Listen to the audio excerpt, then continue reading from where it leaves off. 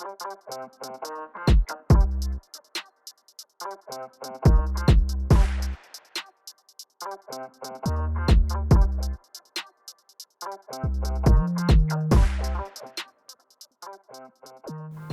right.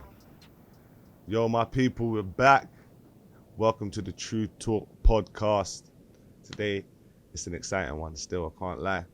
I've been wanting to talk to this brother live on the cameras for a minute, but today is the day. Mm-hmm. Yes, my big bro, brother Extra. Big up yourself, brother. You get me? Man, Welcome, man. Love my G. Nah, man, I appreciate you coming down today. Still, I appreciate you coming down today. Yeah, finally. Yeah, man. You get me? I'm just gonna get straight into it, yeah? Because I've got a list of things I want to get into, and you know how it goes, bruv. You get me? One question goes all kind of directions. You feel me? So I want to start with the basics. I want to start with why Brother Extra. So where did the name Brother Extra come from? Why did you call yourself Brother Extra? This is a very straight story. Imagine someone was telling me about, I was speaking to the guy that called you Extra. I was like, what are you talking about? It was this guy. What? And I was like, oh yeah. You know, like memories, you get me? So, wow, this actually was in school, secondary school. I went to an all-boys school, and there was a brethren who I found very challenging from when we started the school. You know what I'm saying? We'd ended up, we hadn't had a fight at this time. So this was the day that I said in my head, you know what, I'm gonna go to school, I'm gonna rub him up the wrong way, and I'm gonna make sure he throws the first punch.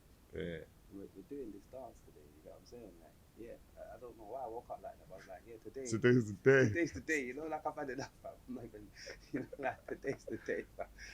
And that was it, fam. So it was nuts, because this is just the epitome of who I am, innit? So went to school, didn't say nothing to him, didn't interact with him at all, fam. This guy's a football lover, so at lunchtime he was playing football by himself, literally practicing his skills, doing his thing. And every so often, I just run over and kick the ball away. Draw out. You're the draw out. You're there, the draw out thing. Well, just kick the ball away. Understand it? You're gonna, like, you're meant to react. You're meant to just. It's meant to be the easiest thing to do. To like you said, draw him out. Well, my man's playing on. He would go and get the ball. He wouldn't even ask me no questions. I'm like, oh, okay. So I kept on. So you know what? This ball's going to space, man. Yeah, I'm not laughing because I agree with the behaviour, yeah? That's, you get me? Just to put that out there. You get me? Yeah, that is terrible behaviour. Obviously, I haven't told anyone about the history between me and this brother, but I just keep it a buck, innit? You asked me how did I get the name Brother Extra. Yeah. I woke up one day with a chip to deal with something, because it was just the day to deal with it. Yeah. So the ball's going to space. I ran over, grabbed the ball with two hands while it's in the air. I just ran over, caught the ball, boom, sweet catch, and drop kicked. I just drop kicked that one time in any direction. You get what I'm saying? Gone. Yeah, it's gone. It's gone. And that was it. My man turned around, grabbed me, and I thought, yeah, the punch is coming. Because I'm training martial arts. Had a black belt since about 10, 11. So we was always told, don't throw the first punch. Yeah. Do you get what I'm saying? So I'm not throwing the first punch. As soon as that's not even going to hit me, to be honest. I tell you that for free. It wouldn't even have landed. I set him up that day because it was too much. And when you just keep taking and taking. I woke up and that was like, yeah, today's the day. That was it. Drop kick. And I was so calm about it as well, fam. Because you knew exactly what he was going to do. That's it, fam. We're going to fight. Whoever wins the fight, but we're going to fight. It's just black and white, innit?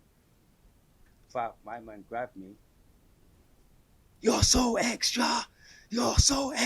What's wrong with you, bro? And I stood there, literally, like, what, you're not going to punch? I didn't say it, obviously. I'm just thinking in my head, like, what, you're not going to punch me? Well, my man let me go and went and got his ball. Bruv, cease and desist, fam. What do I do? Do I keep going on? No, I don't. That was it. Done. You see, the next day when I came into school, extra, read all about it. But till lunchtime, fam, my whole class, extra, who they talking to? Like, I'm just oblivious to what extra means, who they're talking to. One of my brothers like, yeah, you know they're talking about you. What? Who? What? Extra what? Get out of here. By the end of the day, it's like everyone, like, you're extra, bruv. You're like that name, that, because my class, innit? We was in, I think, year 9. Me and this guy actually had a fight in year 10, but didn't get to resolve it, but it was resolved enough to know. Boom. But that was year 9, fam. These guys have been in school with me from, year 7, 3 years. Mm-hmm. They know me. You see what I'm saying? Every day in school. Everyone in my class, not even just my class, bro, my year. The whole year. The year group, bro. It's like, that guy is extra. Yeah. That was it, fam. Stuck. That was it. You had to. I know at first you hated it. Man, hated it so much that man had to just accept it. No, I wasn't too sure. Like, it was just like, where did that come from? Do you get what I'm saying? Like, extra. No, but I know. Listen, I've seen it 100 times. Yeah. Nah, bro. Honestly, within a few days, it was like, that's your name now, that's who I am, innit? Like, I get it. You get what I'm saying? Like, I can't even really run from it. You know it suits you. Who knows? Because actually, I was quite quiet. But when I'm ready to do what I want to do, I've just got a certain thing about me. Whether that's getting something done or I will go the extra mile. You know what I'm saying? Like, that's sick. Like it's like an original name. Like it's the name that you had from school. Yeah. Because obviously when I heard it, you get me. Obviously not even that original, bro. But it's original. But you see, like when I heard it, the first thing I thought of was like the Nation of Islam kind of thing. Yeah, because obviously Brother X, you get me, right? And I get that a lot. You get that a lot. And you know what I'm saying? So that's the pathway as well. Exactly. Yeah. You get me? Mm-hmm. How man kind of present, and you get me? I know man knows certain information, certain knowledge, and we have to tell. So that's what I thought. Maybe it's from that kind of. No, you get me? But that's even sicker. That it's just. Yeah, it's an original name, and the X is just a shortening of extra. Yeah, naturally. So people who know me, you're X. Like some people call me X. Brother X was just put on in respect. Yeah. In the quote unquote conscious community. Yeah. So people who know me from where I come from, ends, road, even professional spaces. Yeah. At work, youth work, people call me extra. Yeah. Because they just know me to be extra. Do you know what I'm saying? That's your name from whenever. Even like the youth clubs that I used to go to. They saw that transition. So when I worked there, they'd still call me extra as a worker. It wasn't... No, naturally. You know what I'm saying? Like, cause that's who I am, innit? That's how I know, man. Yeah. You get me? Boom. So, the brother extra just came as a kind of form of respect. You know when you meet a sister, you say sister or empress. It's like brother. You know what I'm saying? So there was no correlation in that regard of what you've just said. It was just... And that's sick still. Yeah. But that's you get me? That's sick. It's nice to you get me, you get the origin story. And it's really an origin story. It really you get is. Me? You get me? Big up Muttley still. That's how you name me still. I was gonna. So the next thing I want to ask you is kind of like how you grew up.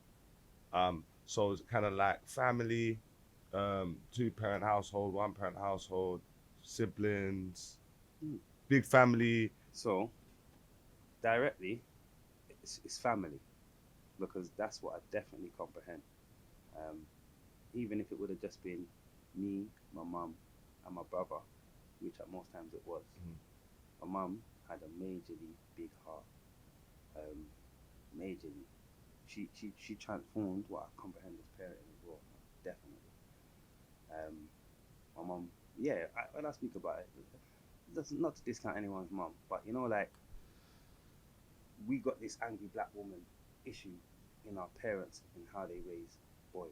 It's very important. Like, I got beat.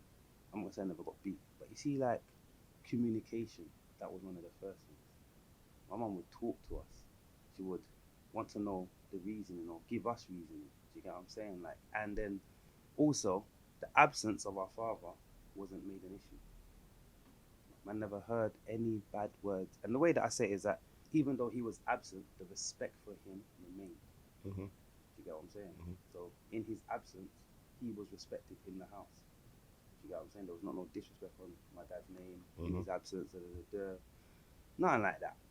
We got to spend good time with our dad's family in regards to holidays. I remember spending a lot of holidays at his house, whether he was there or not. We made that clear. You get me? He's meant to be there, but he's doing what he's doing. There'll be the odd occasion we spend time with him. We've got another brother, different mother, same father. So there's me, my brother that's a year younger than me, same mum, same dad. Brother that's another year younger than him, same dad. And then brother that's another, I think 2 or 3 years younger than him, which is my brother's same mother. Okay. You get me? But how we grew, we're brothers. Yeah, You know yeah, what I'm saying? yeah, yeah. Now we got a sister from born in Jamaica, 24 now. Love that girl, you know, woman still. But yeah, so there's 5 of us. Again, my mum's family, very family orientated. That's where the family comes from. So every other strong end Saturday definitely was at my mum's house, my granny and granddad. You get me? My granddad passed when I was 10. My mum's dad. That had a profound impact on me still. I felt his absence. You get me? He was a very strong character. He didn't say much, you know, but he did a lot. You get me? And yeah, that side of the family, African. My mum's from Sierra Leone. Her mum's from Sierra Leone. Her dad's from Ghana. My dad's from Jamaica. So I was primarily grown in an African cultural home. As much as my mum was westernized, she was one of the last children of 10 born here. 7 to 8 of her siblings were born in Africa. Okay. You know what I'm saying? So at my granny's house, it's Africa you walk into. You get what I'm saying? Culture, smell, food, all of that. You get what I'm saying? Like, so I was growing up eating meat meals. I didn't really like fufu still. There were certain meals I didn't eat, but I grew up eating meat, okra, cassava, all sorts of. You get me? Yeah. We dived Heavy in the culture. Yeah, groundnut soup, all of them things. You know Yeah, what I'm saying? yeah. Yeah. So I grew up on all of that, and big up to my family because there was a good family essence and way of just being. You get me? So our family was very together. Regardless, there was arguments. I'm not saying it was a perfect family. Naturally. What I did see my family do was always come together to deal with things. There was always a meeting whenever the youths would be in one room, the adults would be in the other room, and then like as the years go on, you see like older cousins getting upgraded. They're adults now, innit? They get to come in the room. They They get to be part of the debate. The debate. You know what I'm saying? Like, you get me, but you can't get too into it still. You get me? Man, man get into the room and start feeling that man's opinion matters, and they start saying, "Man, listen, chill out. You just got in there. What? You better know, right? But you also understand that is actually a process of things as well. 100%. You don't just bring yourself into a conversation you just arrived in. Yeah, it's called rites of passage, bro. Chill out. Yeah, take it down. I learned rites of passage by how I was raised by my aunties and uncles on my mum's side. You know what I'm saying? And I saw that a lot of that was lacking as a culture amongst us who are born in this Western environment. You know what I'm saying? Yeah. African or Jamaican. 100%. It's because I think that the emphasis on family ain't the same, innit? Yeah, and the emphasis on hierarchy ain't the same. You get me? Man's grandparents could be wrong or right, they're right because they're the grandparents, bro. Like, we don't argue with them. We don't go on Google and prove them wrong. You know what I'm trying to say? Work it out, and we let that prove itself to be. Do you get what I'm saying? Or you just hold it, fam. That's to hold it. We go with it, and we let the workings of whatever they say. See, exactly. Exactly. You know what I'm saying? Exactly. Yeah. Now, no one wants to hold it. Yeah. People think everyone can be right. You get me? People think like the wrong and strong thing. People don't listen. People don't even check their grandparents. People don't even do you get what I'm saying? Value the hierarchy of family and the importance of all of that. People don't get it. Like, that's what keeps you grounded. That's what keeps you humble. Remember, you get me? These people have been on the earth 50, 60, 70 years longer than us. Come on. That means that they've got a lot of information of happenings, things that we've going through. We feel like that's a new thing. It's not a new thing. Come on, and even deeper than that, they knew people. Yeah, their grandparents were through hundreds of years ago. Like they've right. interacted with people and that's that what lived knowledge is meant 100 to be years ago. passed down, Like, so we don't have to keep going through certain things. Come on, like, I love my grand. Like it's the same for me. Yeah, when my granddad died, I think it was. I don't want to say the wrong date, bro. I think it's probably about 12 years or something. No, how's my daughter? My daughter's 11, so it's about 9 years now. Yeah, and that had the same profound impact on man. And I was talking to my sister about it yesterday, and I say I don't like to think about him because it affects man, because he was such an impactful person, and he was the same. He didn't talk much, bro. Yeah, he didn't talk much, but everything he did meant something. Everything he said meant something. You get me, bro? The man, it mattered every single time he was around, man. You get what I mean? Pete, they say that because you just brought me to something that a profound experience that I had with my grandfather. And I don't talk about this. This is going to be the first time I actually speak on this air. But that man came to see me at a very difficult time in my life. I was going through some stuff mentally, emotionally. I was questioning life a lot. Like, what is this thing about? You know what I'm saying? What's my purpose? And I tell you, I had a very profound experience. A very profound experience. It blew my brain. But what made it very easy was, being able to talk to people about things is important. Mm-hmm. So I was actually able to go and tell my mum what happened to me, and just being able to reason with her, because my mum is, I was grown seeing my mum wake up,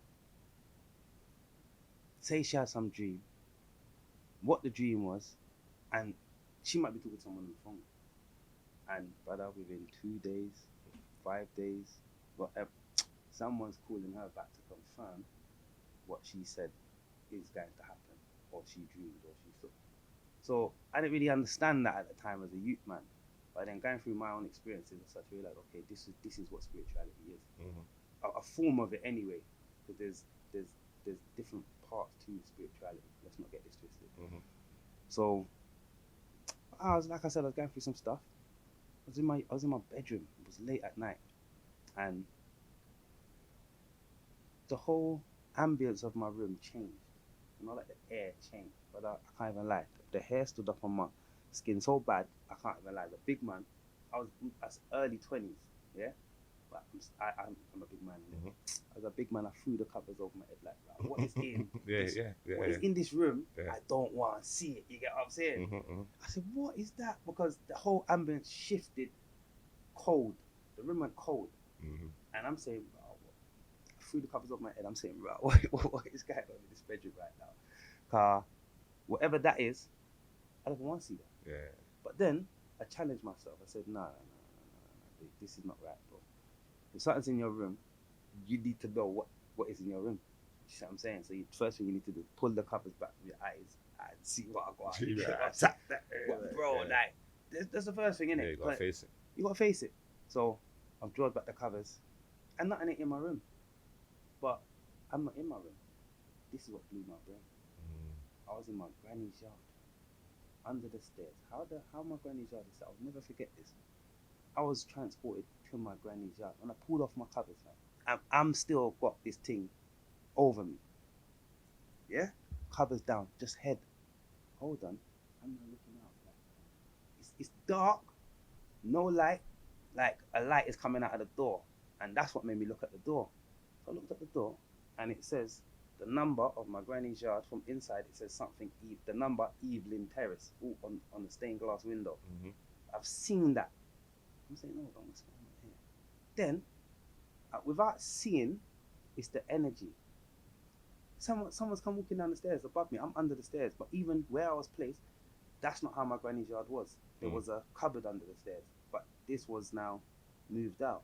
Like it was just open space, like they've redone it. So I don't know if the new owners of the house have done that, if that's what it currently looked like. Mm-hmm. This is still my granny's yard, you get me? I'm under the stairs.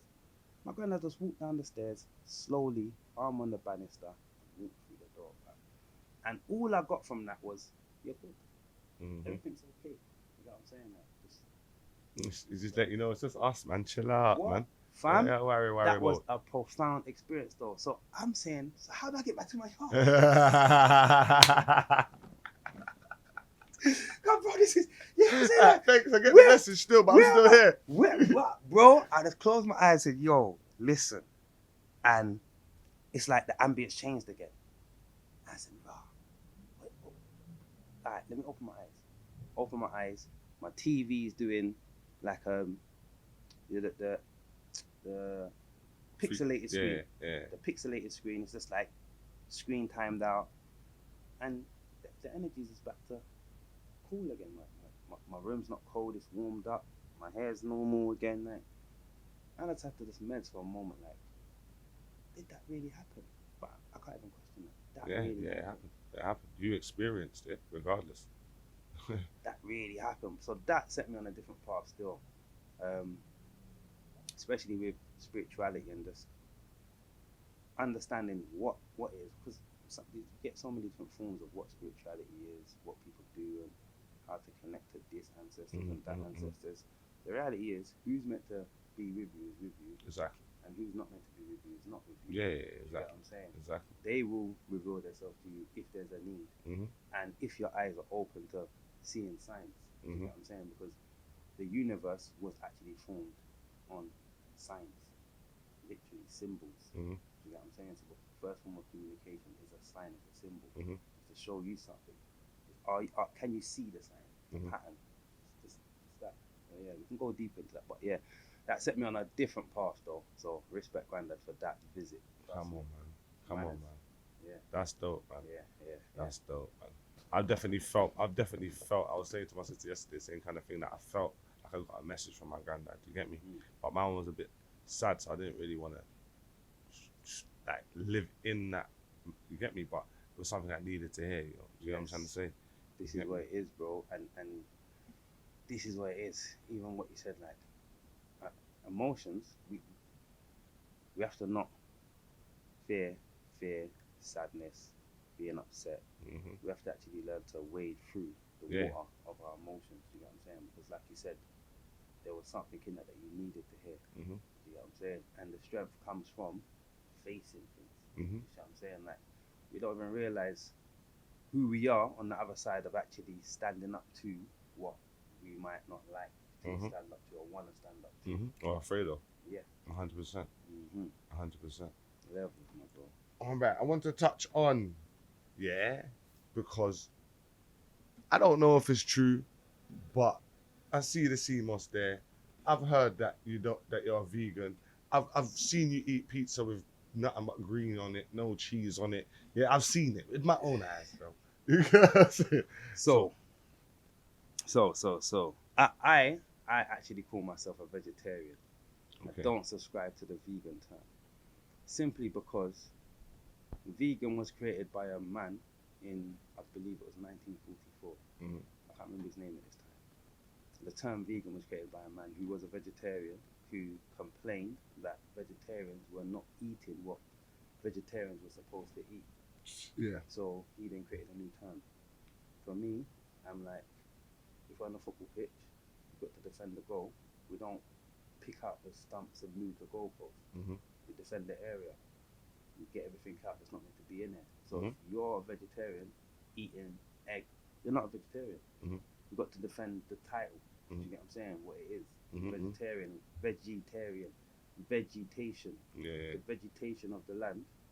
It's not the vegetation. It's the, if you want to pronounce it like that, you can, but we know it's veggie, innit? Vegetation. So I consume the vegetation of the land, and just that and that alone. I did started my journey about 20 years ago now. Stopped eating chicken, fish, meat, all forms of meat. I listened to a tape that said dead food cannot feed a living body, and the science of that statement made sense. Dead food cannot feed a living body. You know, like I had to look at myself like, oh, my body is alive. Why am I eating dead food? You know what I'm saying, bro? And I just went on a deep dive, bro. I even got to a point where I had to turn off Dr. Sebi and go on my own journey, because there were some things that he was saying that what I understood didn't make sense. And I have studied the body as a fitness instructor, a personal trainer, through consumption of juicing for just 6 years straight. I juiced just juice 6 years. What, 100% just juice? 100% juice 6 years straight. That changed my whole life again, another level, because I was on my juicing journey before that, but I just went on a trial. Let me see what this thing really is, because I didn't understood. I learnt the body differently, which then after juicing for 6 years, I had a son who's now 9, who refuses to eat meat. His mum couldn't feed him meat for love nor money, and he's on the smoothies, the dad juices. That's what he's on. 9 years, never eaten meat, refuses to, doesn't even eat cooked food like myself. As much as you say you see me eating a pizza, no cheese, my thing is like 95% predominantly liquid food, like this. So if you see me eating a cooked meal, it's because I'm probably out somewhere. I haven't had time to bring myself what I need. Do you get what I'm saying? So I will settle for something like that. Do you get what I'm saying? I'm not gonna be fussed. I'm not gonna. I don't have to. I'm not gonna eat cooked food. Yeah, I understand the differences and how it can still benefit my body as long as I'm doing what I should be doing. You see what I'm saying? So yeah. What were the main changes though? What was the main changes that you saw in your body from eating? First of all, from eating meat to not eating meat, and then from eating cooked food to just eating raw food, and then just strictly juice. Because obviously you did it because it makes you feel better each time, innit? Each time. So what was the difference? Elevation. So first one was chronic stomach pains. From meat to non-meat was chronic stomach pains. Immediately eradicated. Meat does not digest in the body, and people say, oh yeah, my blood type determines that I should have a certain portion of meat in my system. No. Your body type determines that actually your body cannot digest meat. Our intestinal tract is not designed to process meat like an animal's is. So you can't tell me about your blood type if your body type can't process it. Let's start to make sense of these things properly. Our intestinal walls is not designed to process meat like a lion's is. And if it was, it would be designed in a way that would process it in its raw form, because a lion can't sit down and cook its food. Yeah. Barbecue no Ross Clark, cheetah or kangaroo or whatever. You get what I'm saying? Impala and that. You know? So when we talk about eating meat, that was the first benefit, like chronic pains. And I'm gonna break it down in stage, because the next thing that I'm gonna say, it is at every stage, but it just gets better. So increased energy, increased clarity, mental clarity, emotional clarity. Like I went through some things, especially at the juicing point, where I'll be in some places and I'll just break down in some uncontrollable barley, and I'm telling you, like, my cells are releasing deep-seated trauma that I don't know why is that coming out of me now? Why is it that thing that was when I was like, why am I thinking and actually carrying that much energy to release that? But the amount of cellular cleansing that happened at each stage, it was a different level. So yeah, man, the clarity that I had in thought, feeling, you get what I'm saying? Like, yeah, bro, there's nothing like it. Because obviously I wanted to touch on the links between eating right and thinking right. You get me? Because a lot of people don't understand that the benefits of when you're eating the right things, doing the right things to yourself. It helps you think in the right ways, isn't it? 100%. A healthy body is a healthy mind, but that is usually applied to fitness. Yeah. I know fitness people say that all the time. Exactly. Yeah, exactly. A healthy body is a healthy mind, and that is a true thing. So when we then, if you double down with fitness and food, it gets busy. I've taken people on juice cleanses. I had a woman in America, it's a client who had a form of cervical cancer. I took her on a juice cleanse, and one of the things that she would say the most is, how does food affect your mind so much? And she was talking about the clarity part of it, and I knew she was, because you're juicing, so you can only have clear thought. But I did say to everyone will be impacted differently on a cleanse. It depends on where you're at, what's going to come out. You might not be as happy as somebody else during this cleanse, because things are going to come up. Yeah. For real. Yeah, like you said, the trauma thing came up for you. Bro, it's serious, fam. It's a serious thing. And depending on how long you cleanse for, it's how deep you go into your cellular trauma, your cellular healing. But that's where this thing is really at. We need, like, our body is a cellular community. How we then come together is a cellular community. You get what I'm saying? We form the organs, the bones, the arms. You know what I'm saying? We want to operate as a community to deliver our people to somewhere. You know what I'm saying? Whether that's as a home, we talk about having a head, a neck, arms, legs. You get what I'm saying? Actually, myself, it's the micro and the macro all the way. So the more harmonious that you are in your own environment, you actually then are gonna seek that again. 100%. Naturally.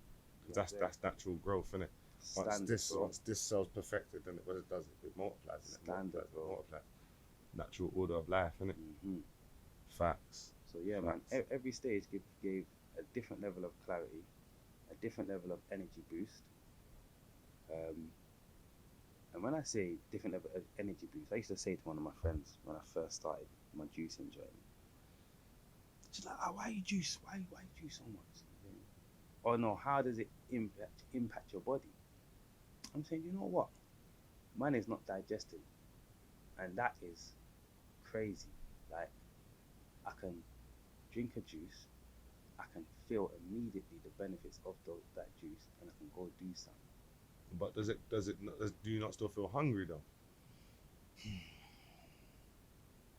If you juice in the right amounts and the right components, and also understand your body when doing this, you will know when to feed yourself.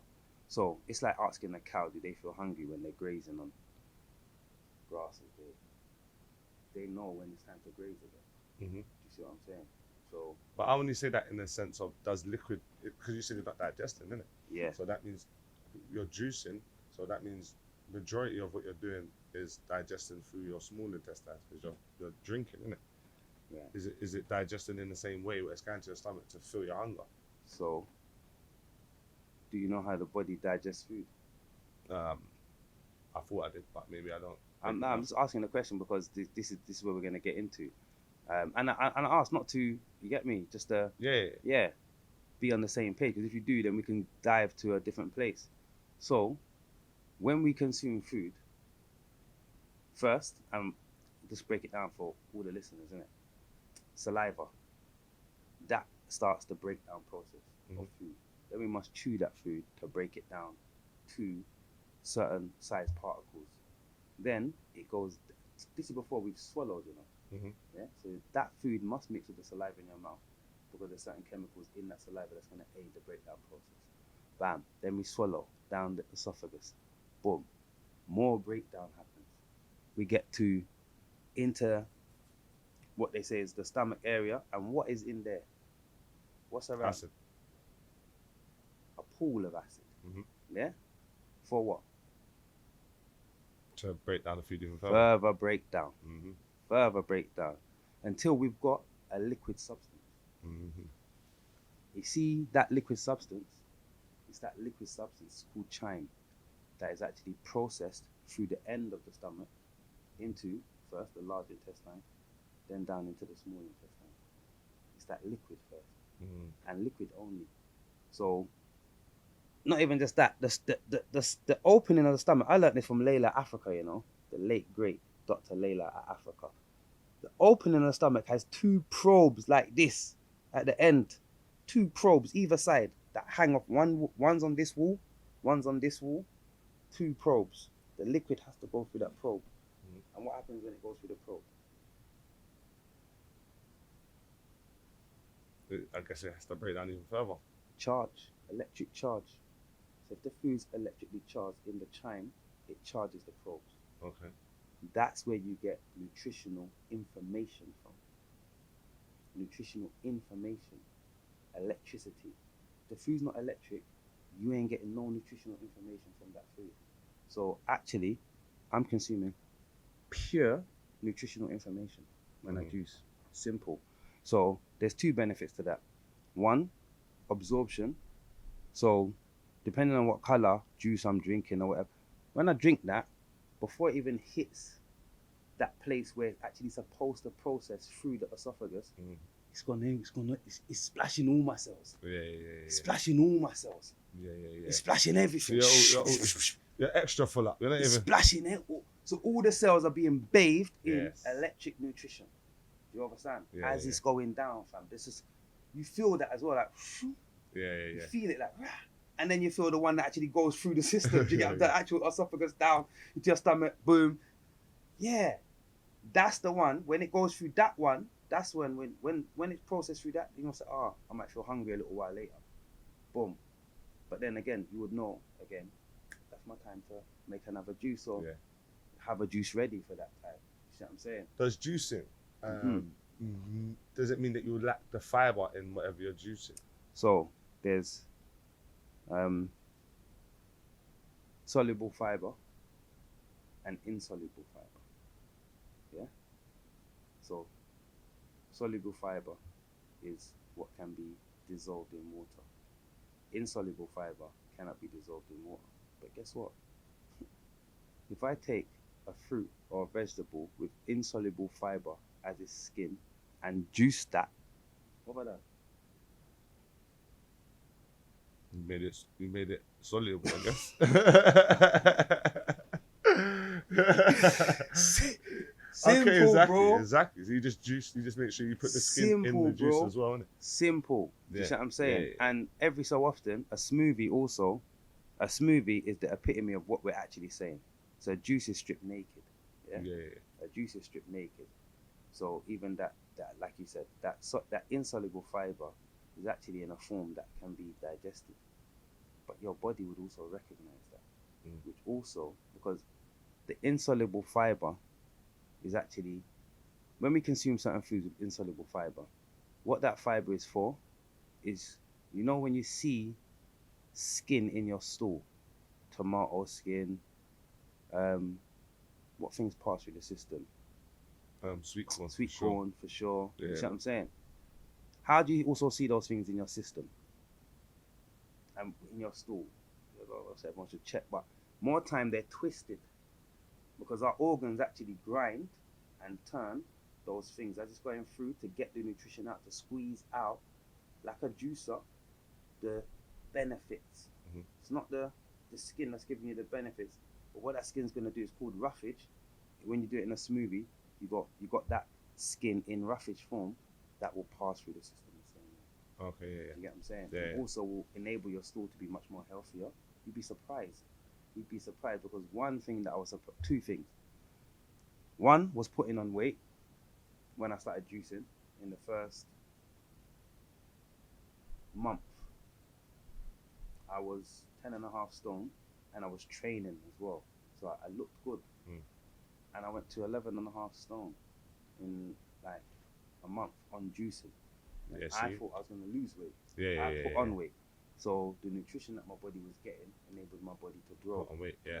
Naturally. I would see that was probably that would have been the next thing I was gonna like ask, like how is it putting on weight and only juicing? But obviously it's helped, isn't it? It helped, and every time I check myself, even now I've only just got back into a serious training regime.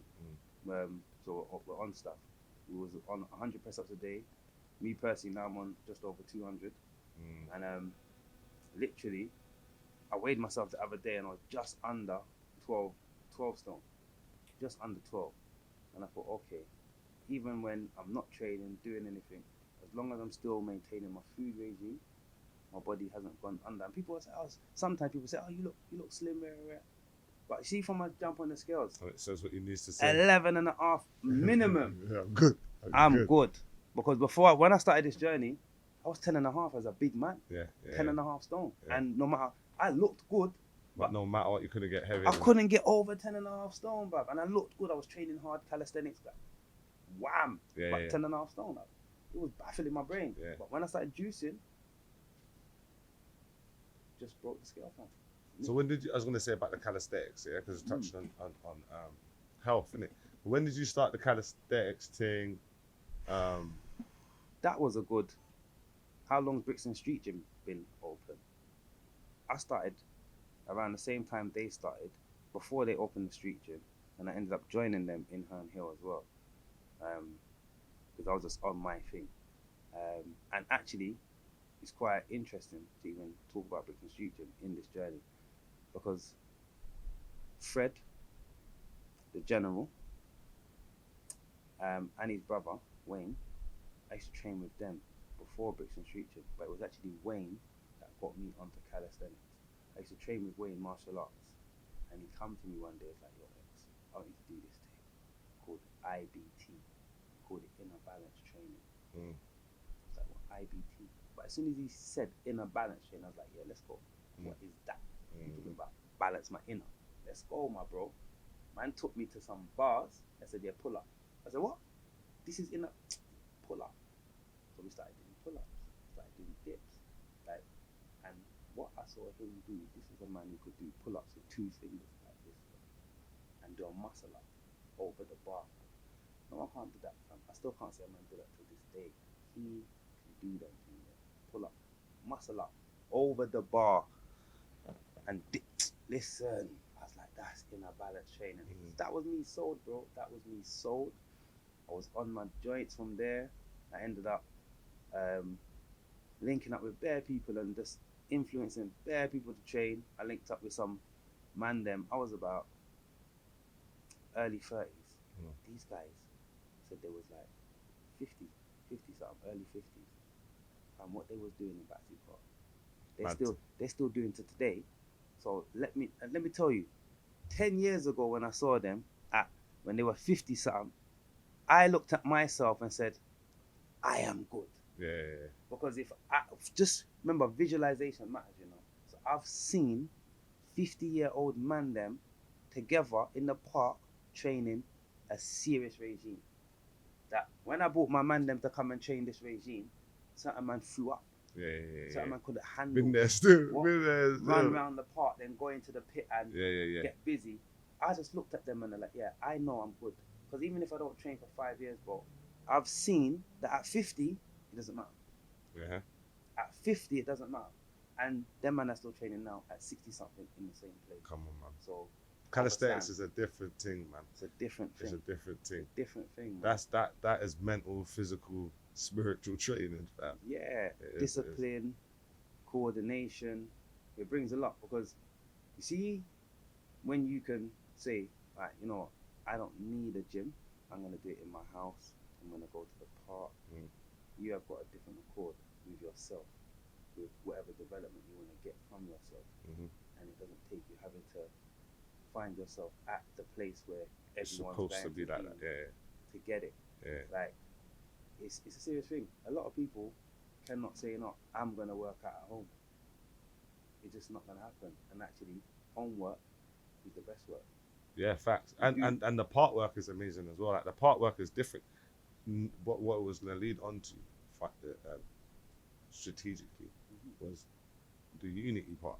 Because that is how one of my friends, you met him, the buddy you met the other day, came with me to the event.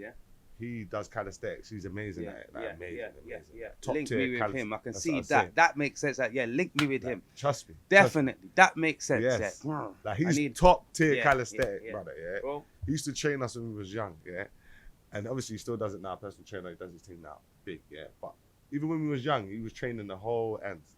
He had we used to be 30 of us, girls, young people, all of us in the park doing a mad thing, bro.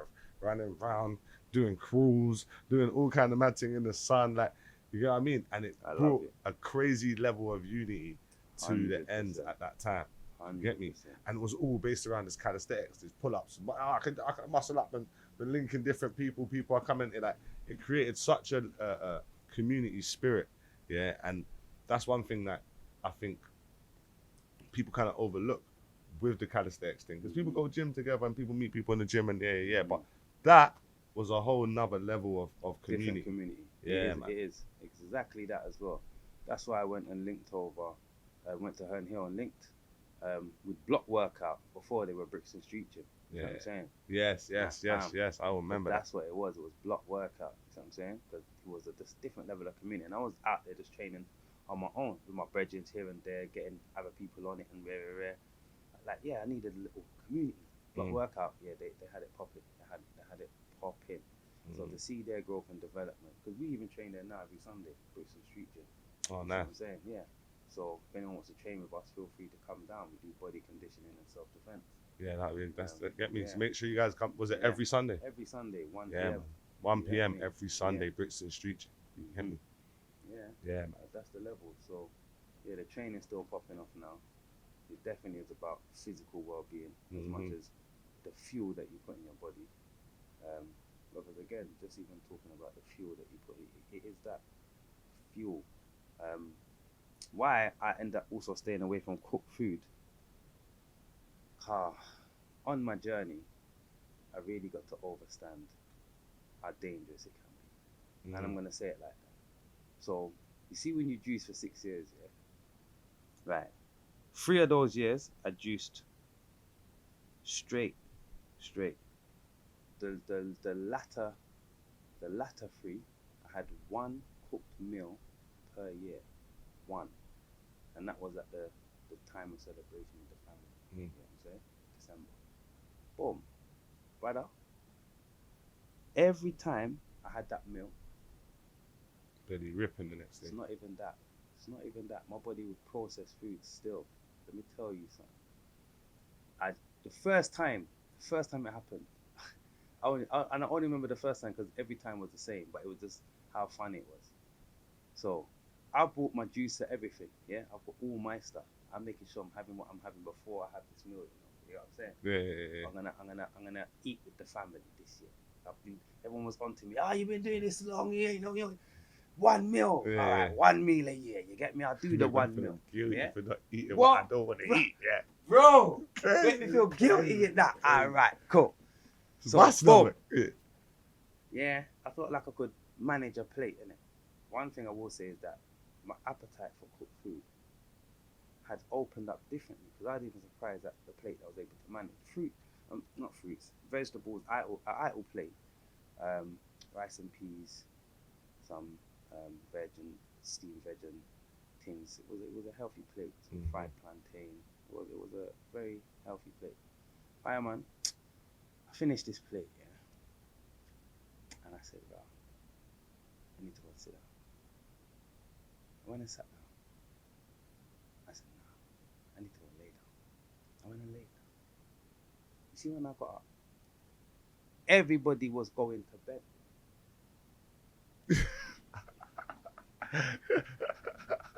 Yeah. I tried to say that with a straight face still.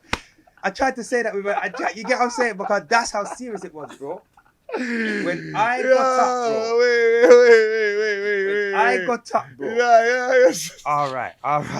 No, I spent the night alone that night there. Yeah, I spent the night alone, bro. The night alone, fam. Yeah? Yo. What? Man, that's called itis, bro. That's the But itis, it's a bro. different itis when your body's so clean and you consume what you're supposed to consume. Yeah.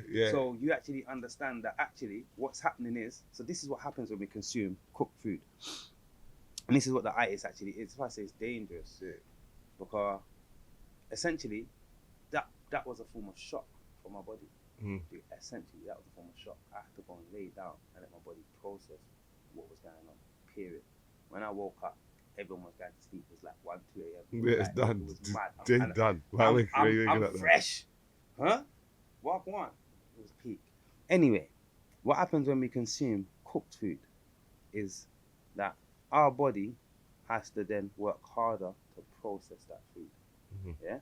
So this is what we call the itis. Actually, it takes away energy. You see what I'm saying? Digestion is an energy process. Digestion is an energy process because we're breaking down something. So it takes energy to break down. Remember, from your chewing to you've actually, it's reached a certain place or you've even released it, digesting is going on. You see what I'm saying? Boom.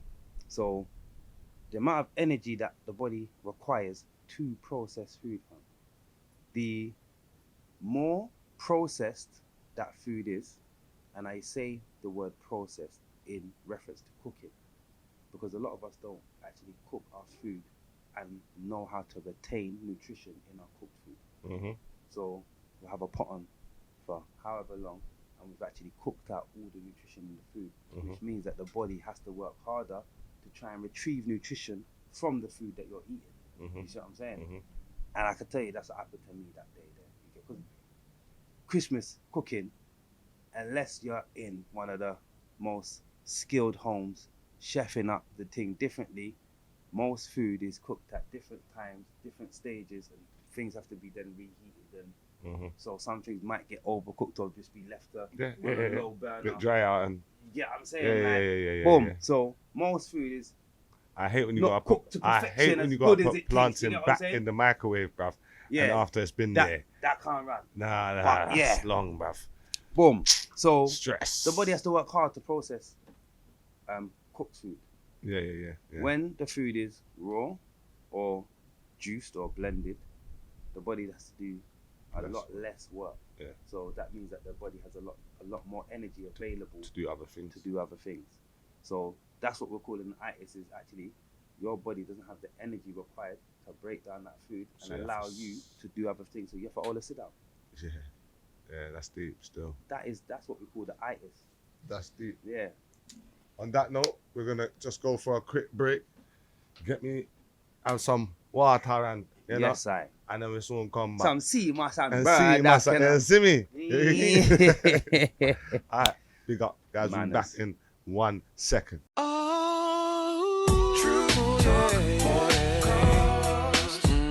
Have you heard so much truth in words? All you gotta do is subscribe. A TruuuTalk podcast. Oh yeah. Truth you find. TruuuTalk will change your mind.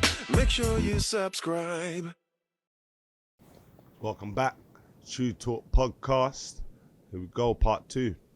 So I want to get into man in action and woman in action. So just tell me what man in action's about, when you started it, why you started it, and how it's going. So primarily we've got an acronym for man in action now, which is men about nurturing integrity.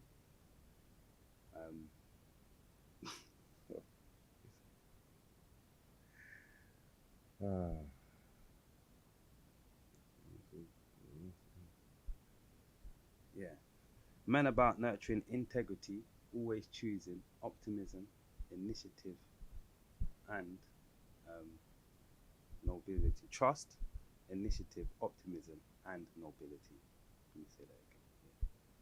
Yeah. For those who don't know, because I don't know, what's nobility? Is that about being noble?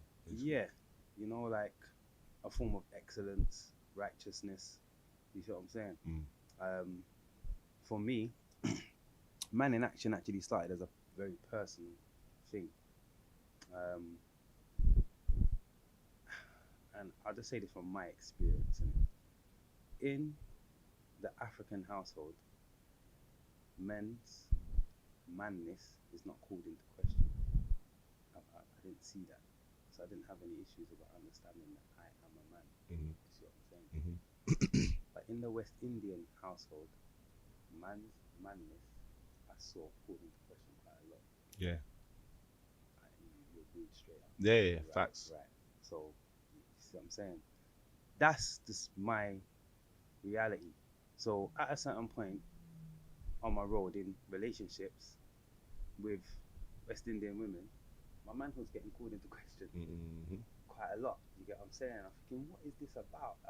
I'm a man. So then it made me really actually want to readdress what a man is in this environment and just to be clear, what a melanin-rich black man is and should be in this environment. Because the reality is, our men are lacking. You get what I'm saying? We talk about men, warrior class, righteous, noble. You see what I'm saying? Like, where are our men like that? You see what I'm saying? That are ready to stand up and be recognized as a man without question. You see what I'm saying? 100%. Like, because on one side of my being, there is a reality where a man is recognized as a man without question. A woman is recognized as a woman without question. And they just got along and did. I never saw disharmony about roles or positions, things being done. Everybody did things, you get what I'm saying? I saw a lot more of the women in the kitchen in my African household, but that doesn't discount that I saw men in the kitchen. Yeah. Do you see what I'm saying? Yeah. Like my granddad, my uncles, everybody did whatever anyone else could do. Do you see what I'm saying? Men went to work, women went to work, maybe at different times, but it was more harmonious than what I received on the West Indian side of the Facts. reception. You get what I'm saying? And not just that, I would say more so that the West Indian side was more westernized. Yeah. If I can add that to it. See what I'm saying? Yeah. Because I feel like West Indian people from or in the West Indies home and Africans in home, their whole cultural behavior is completely different to those who are here. I can definitely attend to that because I didn't, obviously I'm just Jamaican, yeah? Yeah. I would say just Jamaican, like it's just Jamaican, but I'm Jamaican, Yeah. yeah, on both sides. So I can only tell you the difference between someone who's born in Jamaica and then someone who wasn't. You get me? Right. And like we were saying earlier on, I really enjoyed the strictness and the structure of my grandma's house or my nan's house because it was so different to my mum's. It was amazing at home, don't ever get twisted like that. You get what I'm saying? I had a great childhood, but there was something about the structure of being at nanny's that always just kind of felt like it just felt secure, it just felt safe, it just felt like you always knew what was going to happen. Is you could just kind of trust everything that was going to occur. Do you know what I mean? So I definitely kind of tend to the difference in culture from someone who's born in Jamaica to someone who was born here, for sure. Yeah. So with that and these questions being posed or being presented, I just thought, you know what? I looked outside and said, "Rah, yeah, I've got some serious uncles and where, but where my mind's at and what I see that men should be standing for, I don't even know if like my strong uncles would be the guys that would come together and stand up. You know what I'm saying? Like, so we need a different man today. Do you see what I'm saying? We need a different man today that recognizes what we're faced with and that's ready to be present for his needs and the needs of his woman and his children. Simple and plain.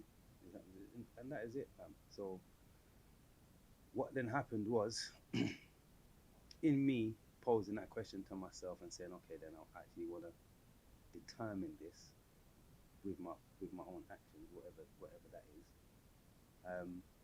I was in a space where I was learning a few things. The law was one of the things that had presented itself to me. I was learning law in a very unorthodox way. Some people like to call it or know it as freeman law. Heard that. Yeah. So I was learning the law of the land, the law of the sea. Common law. Common law, and that's what it is. It's not freeman law.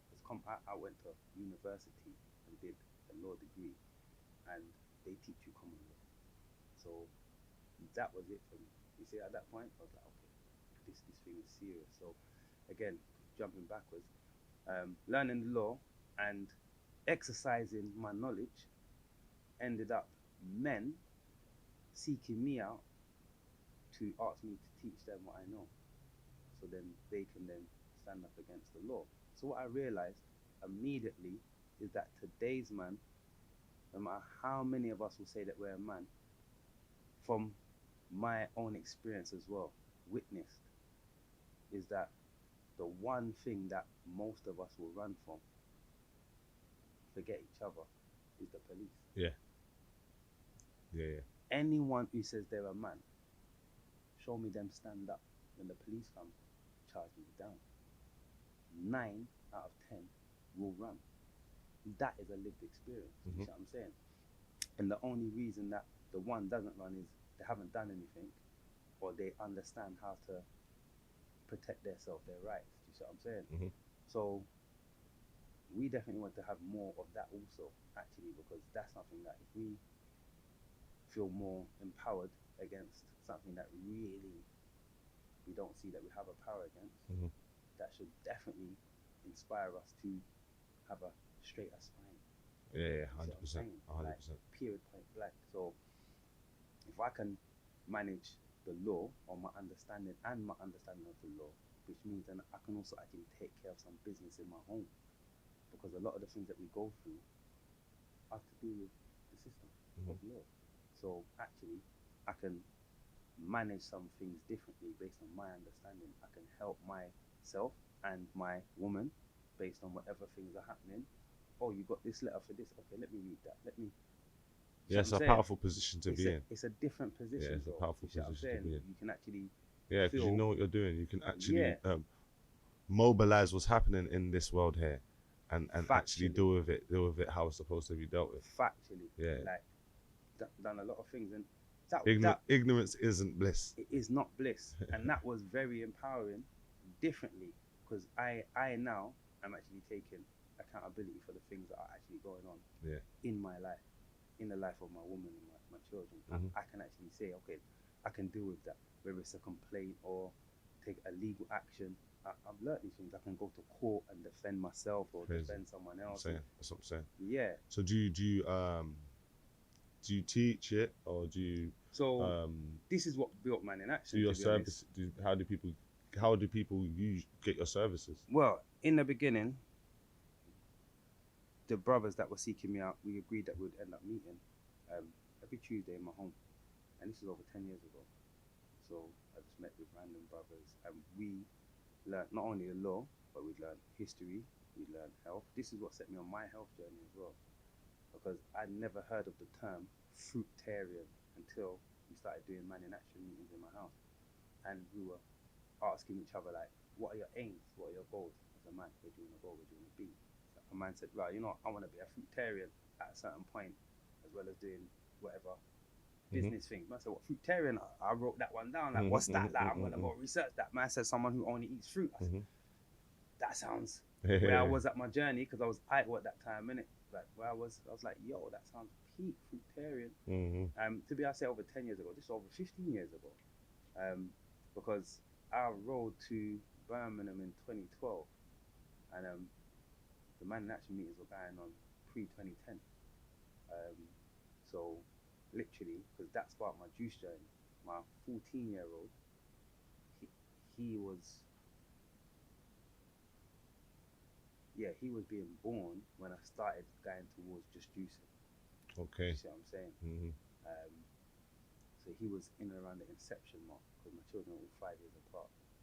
So his brother, who's 5 years younger than him, was born off the back of my 6 years just juicing journey. You see what I'm saying? So that Man in Action, we were getting a lot of things from each other, where it was a everyone teach each other group. Because the first thing that we wanted to do is we can't help anybody else if we can't help ourselves. Yeah. Right. So whatever we're learning in here, we must be able to help ourselves. So, like you said, how can people get our services? It became a thing where we're not providing services. We're helping each other. If we can't help each other, we can't provide no service. You see what I'm saying? So we were able to then, like I said about the law, we had a teacher in our group who worked at a school, I can't even say the name, Southfields Academy. So anyone who knows that school will know Mr. Davis, the deputy head of that school. Now, during our meetings, this brother came to us and was like, I'm concerned I'm going to lose my job, I got disciplinary, we can be your independent witness. You know what I'm saying? You don't need to go and get a solicitor, you don't need to go and do the things they've told you to do. we can help you. It says it here, you can have an independent witness. Tell them you're going to come with an independent witness. You know what I'm saying? Like we put in writing that we follow the rules.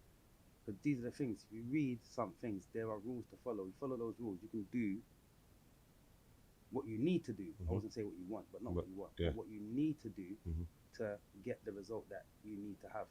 That's what you can do. So he responded. They said fine. Asked for my name. Obviously, so when I come, I can go through security and all of that. Gave them my name. I said I'll go. I went with him. Do you know that that teacher, Mr. Davis, deputy head of the school, turned around, during the disciplinary hearing, we wiped the floor with them. My man was looking to lose his job. He had a valid concern. He had a very valid concern. He was looking to lose his job over timekeeping. His timekeeping was atrocious. However, his fear didn't enable him to read the document. So, guess what the timekeeping was dated? The previous year. The previous school term year. Not the current school term year. So, one of the questions in the disciplinary was, are you allowed to roll over last year's statistics? Are you allowed to roll that over and then create a disciplinary on that? Yeah. It's a clear question. Yeah. They said no. Oh, there you go. Boom, it's done. They said no. They said no. They said no. You really can't But do my man didn't know that. that. And his fear wasn't making him see that clearly because they're rolling your lateness into this thing. Then one thing that they wanted to do, which was a catch-22, was it was so deep. So what happened, yeah, they showed us on the footage as well. He'd come into work, so he'd only been late this term twice. That's the only thing. But they tried to roll over last year's because it was atrocious for last year. Yeah. Right?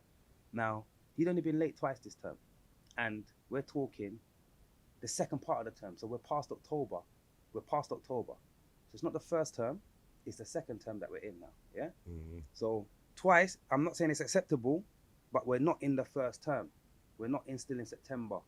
You know, like we just started and you're late twice. Boom. So he'd come in late and he's come in late and signed the time sheet. Let me just get this right because this is on the camera. What is on the camera is him going into the signing in room and coming out. His manager going into the signing in room after him and then coming out. And then she went in first, she came out. He went in, he came out. She went back in and she came out. That's what's on the camera, right? So they've said that, what they've said is that he's come in and he signed the time and he's erased the time that the managers put there for him, for his time that he's coming, yeah? Which means that he should have gone back in the room twice, right? For him to have to erase the time, he has to go back in the room twice. Because if he's put his time, yeah, the time already has to be put down for him to erase that time, one, so that would be the one time. But if he would have to go back in to even know that there's a different time if it hasn't been put down already. So my question was, when you went in, was there a time written down? He said, I can't remember what his response was, yeah? But there was a discrepancy where it actually went in his favor. So I asked them, can we see the timesheet? Because we need to see exactly what you're saying. You're saying 2 times have written down and he's crossed out somebody else's time. So he needs to see his handwriting. Yep. Whose handwriting is crossed out? Who's? Because we don't know. We're just taking what you're saying, innit? So they put the timesheet in front of us, and I went to lean over to do the timesheet, and the way that Mr. Davis has turned it from me, I was like, "Why are you doing that?" He's like, you don't work for the school, you know, the sensitive to him. I said, "Alright, cool." So from sitting down here and my friend sitting here and reading the timesheet, I've said to him, I've asked him the questions for him to understand whatever it is he needs to see on that timesheet, and then he can then ask the question. And it ended up being that his handwriting was the crossed out handwriting. So the woman crossed out his time. And put a new His time was crossed out. Mhm. He didn't cross out nobody's time. Mhm. His handwriting was crossed out. You see what I'm saying? Because Mhm. he was able to determine, hold on, that's my handwriting. That's my handwriting's Mhm. crossed out. Mhm. You're trying to tell me that I crossed out. I didn't cross out anything. And Mhm. he maintained. I didn't cross out anything. So the teacher, it was his line manager or whatever, had crossed out his time. Yeah? Now, the actual camera also, rolling footage, Has the time. timestamp. Mhm. Stop playing with real niggas, man. So he was late, you know. Yeah. But based on the camera's timestamp, He wrote the right time that he came in. bro, he was on time. Oh. Not only did he write he wrote the time on his watch. How about that? This is what honesty does. Yeah, he wrote the time on his watch. He didn't. How can he see what timestamps on the camera? You don't know. You don't know. Yeah. So Exactly. he wrote the time on his watch.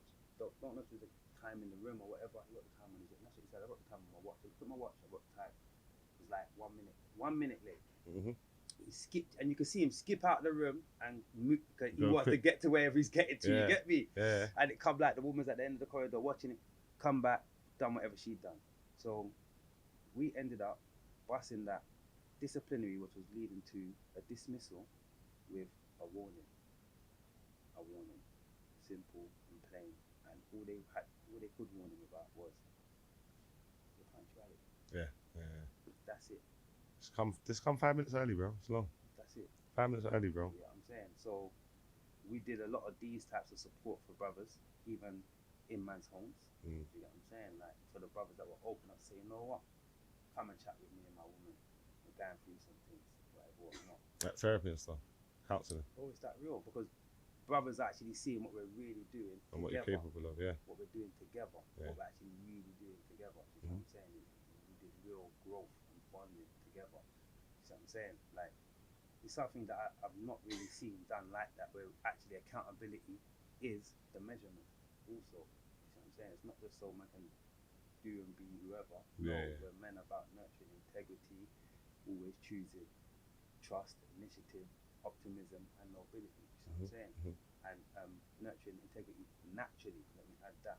You know what I'm saying? Yeah, So, I feel like what you're doing or the information you have should almost be a rites of passage for our young men. You get me? I feel like it should almost be something that not just our young, bro, because you know when we started this, not just for our young, of course. over 10 years ago, like I said, 15 years ago, there were youths who were 18 then, who saw what I was doing with men my age, because we were late 20s, early 30s, yeah, and they were saying, "Yo, I want to join your rights of passage team," and that made me check myself, like, oh, I'm actually doing rights of passage, Yeah. because it's actually necessary. I didn't even realize it was a rights of passage. Yeah, But it it's is. actually necessary for us to come together as men, formulate, bond, grow, nurture each other. You see what I'm saying? And teach man information. See, information is so powerful, bro. Because, bro, amongst us, we know stuff. We've gone on our own journeys. We've had to traverse our own mountain peaks. Mhm. You see what I'm saying? And that has brought you a certain wealth of knowledge and information that actually you share that. You make my journey a whole lot easier. 100%, 100%. I make your journey a whole lot Like, that's easier. what this is all about. This is what this is all about, bro. And that's what got us to being able to provide services. That's what got our programs out. So, Man in Action, then that was just a group. It then became the organization. So, Man in Action is now registered CIC, not-for-profit CIC. We're working on our foundation and our structure, so we can actually do the great things on a bigger scale. We had two primary programs, which was men. So we turned Man in Action into Men, which is the Male Empowerment Network. That's the WhatsApp group that I added you to. We inspire man 100 press ups a day, do the talk or whatever. Same thing, you know what I'm saying? That's the build group. Then we've got Fighting Fathers, where we support fathers who are fighting for contact or custody of their youths, and fathers that have been exposed to domestic abuse. You see what I'm saying? That's another WhatsApp group at the moment, where again we provide all sorts of information, court support, everything. Because again, fathers don't know their rights when it comes to being a father, managing certain situations. You see what I'm saying? So that one goes off still. And then we got now the community school time patrols that we run in Croydon. Well, we don't run that. We're a partner to that. Let us be clear. We're a partner to the community school time patrols with Croydon Community Action Guardians. That was started in the wake of the murder of Ellie and Andam, the young sister that was murdered at the bus stop in Croydon. And again, man, them stand up. That was a call to action. We simply want to ensure, and we got the right to do that, that our youths get to school and come home in the same way that they went to school. You see what I'm saying? We've got the right to do that, and we should be more responsible for that, because there's a lot of things that happen to our youths on the way to school and on the way home from school. You see what I'm saying? Yeah, they shouldn't really be out 6, 7 o'clock from school if they've left school from 3:30, which is why us being out makes a difference. We encourage them by 4:30, 5 o'clock. Find your yard. Why you still out here? When they see us, we are deterrent anyway. You see what I'm saying? I wear big high vis, wear stab-proof vests and things like that. But as a team leader, I wear high vis so I can be seen in that regard. You see what I'm saying? So the youth now, they're used to seeing us in Croydon. So those people, they know us. You see what I'm saying? But we want to encourage them to go home and stay away from trouble, and even talk to the ones who potentially could end up being on the other side of the trouble, and give them some direction. Because everybody needs direction. 100%. Like, 100%. And a lot of times, young people do things or put themselves in dangerous positions because they feel unsafe. So knowing that you guys are there and seeing you guys there regularly makes them, even without admitting it, feel safe enough to not have to do certain things. And not even have to think about being out, not even thinking about certain things happening because they know that you are there. Young people. Yeah, I'm there, I'm with them. I'm with them every day, man. That sentiment literally makes me think of how many young people have been like, there's police. I was like, hold on. Do I look like police? Like, can you read? Like, you have to break the ice with them, innit? So I break the ice hard. And people then who I work with, they're like, you're so good at what you do. But listen, don't give the youths no time. If you hear what they say, don't pretend you don't hear them. That. Challenge everything that they say. That. Yeah, so man, because everything's a teachable moment. Police? We're not police. There you go. Everything's a teachable moment. So when I hear them say, "Oh yeah, police," they look like police. That's the moment that I'm diving in. What we say? Do I look like police? Do I look like police? What? I ain't wearing no police uniform. Exactly. Ever, fam. I don't know if I'd even wear one in an acting movie. You see what I'm saying? And don't get it twisted. It's not that I hate the police, but my position, their position is different. Yeah. Simple. So that's not a uniform that I would wear like that. I'd wear my community policing uniform, if you want to call it that. But I ain't the police that that word and association has a different reality to you. 100%. So we break that down. What does this say? Then they read Croydon Community School Time Patrol. Then they might ask a question because it's not what they've said, innit? What's that? What are you here for? Like the first response I always say, I'm here for you. What are you talking about? Yeah, bro. Bro, do you know that every youth I've said that to, their face drops. Of course, man. Jaw open. They look at man.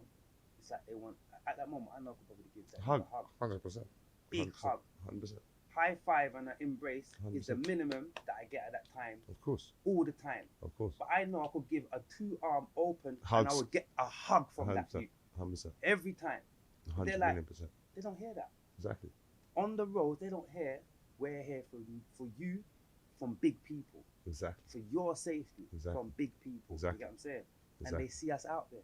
Like, so they know, actually, they're out here for us. 100%. They're out here. 100%. And me, I work in schools, innit? Yeah, I work in SCN schools, so. By the way you answered that, bro, I know you do. Yeah, so. I didn't even know that, but big up. You get me? And that's something that I try to kind of communicate to them every day when I'm with them. Like, I'm here because you're here, bro. I'm here for you, lot. Like, I understand everything that could happen, might happen, that you're scared will happen, that you hope will happen. I get it. Do you get me? And I'm here to make sure that happens safely. Bro. Do you get what I'm saying? It's a different relationship you build with them when 100%. they know actually you're there for them. 100%. Because as you know, just to flip it up quickly, I'm gonna fly it back in. the Pod Party youth event, Mm-hmm. you hear these youths talking about they ain't got no one to talk to. Come on. Do you get me? When they go home, it's not their parents that they're chatting to. So if you got a home like that, like I'm grateful that I could talk to them. Same. I was as well. Grateful that I could chat to them. Mm. What do you do when there's nowhere to turn to? You do put yourself in vulnerable situations. 100%. You see what I'm saying? So that's why also the next final program, and not final as in the last that we're doing, but the final one I'm going to speak about for now is secure. Man in Action Secure. So we're developing this program, which is our community conflict, safely engaging community conflict using responsible efforts. Mm-hmm. SECCURE. And that's going to do a lot of things: street patrols, mediation, conflict resolution, de-escalation, because these are the things that, as I was saying, what we were utilizing for each other, when we were building on these skills. Now we're actually registered with the Registered Institute of Arbitrators. I'm currently doing a mediator training. One of the sisters in Women in Action is doing mediator training. So not only are we using that skills that we have, but we will be qualified in these things, certified in these things too. Yeah. So as an organization, we can then do certified mediations and give you actual results. You see what I'm saying? Yeah. That you can then take that and use that as a legal position. You see what I'm saying? Yeah, that's dope. So these are the levels, you know what I'm saying? Because we need to be about whatever it is that we need to be about to ensure that we get a foot up in this thing. We can't keep saying we're the bottom of the barrel and we're not doing things to get a foot up. You know what I'm saying? 100%. Yeah, 100%. so that's what it is. Woman in Action. It's in its inception, but what we do know is that when we get busy, men will start to run. So we know that when that train leaves the station, don't stop it. It's gonna get busy out here. So I can't even talk too much on what they're doing, where they're at. But yeah, we will see them in full swing real soon. You get what I'm saying? Wicked. Before we go, I just wanted to quickly touch on the Man in Action and how they've even supported us in the community.